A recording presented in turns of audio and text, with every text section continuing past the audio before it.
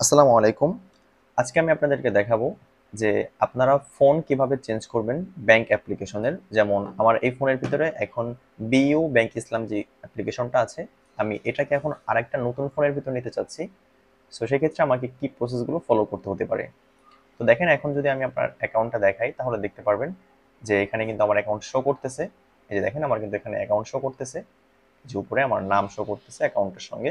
তো আমি চাচ্ছি যে আমার এই ফোন থেকে অ্যাপ্লিকেশনটা আমার এই ফোনে আনবো। তো এই জন্য আমাকে কি কি প্রসেস ফলো করতে হতে পারে।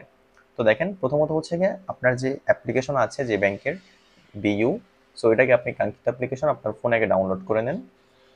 তো ডাউনলোড করে নেওয়ার পরে আপনি এখানে এবার লগ ইন এবং রেজিস্টার দুটো অপশন দেখতে পারবেন।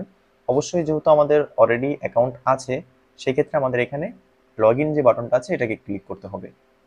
তো আমরা লগ ইন বাটনে ক্লিক করে দিচ্ছি। এবার দেখেন, এখানে আপনাকে আপনার যে ফোন নাম্বার থাকবে, রেজিস্টারকৃত যে মোবাইল নাম্বার, এইটা আপনাকে এখানে দেওয়া লাগবে। তো আমি আমার নাম্বার যেটা আছে, আমি আমার নাম্বারটা এখানে দিয়ে দিচ্ছি। দেওয়ার পরে এখানে একটা সেন্ড বাটন পাবেন, সেন্ড বাটনে একটা ক্লিক করবেন।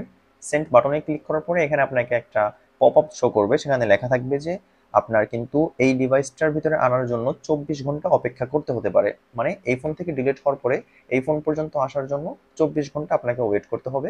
সো এখন সময় হচ্ছে গিয়ে আপনার 10টা 16 বাজতেছে। আগামীকাল 10টা 16-র ভিতরে কিন্তু আমার এই ফোনের ভিতরে কোল্ড পিরিয়ড এন্ড হবে। তো আমরা ঠিক আছে, এখানে প্রসেস ক্লিক করব। প্রসেসে ক্লিক করার পরে এবার এখানে আপনার যে ফোনের যে লক আছে, আপনার সেই ফোনের পিনটা এখানে দেওয়া লাগবে। সো আমি আমার ফোনের পিন যেটা আছে আমি এটা এখানে দিয়ে নিচ্ছি। ওকে।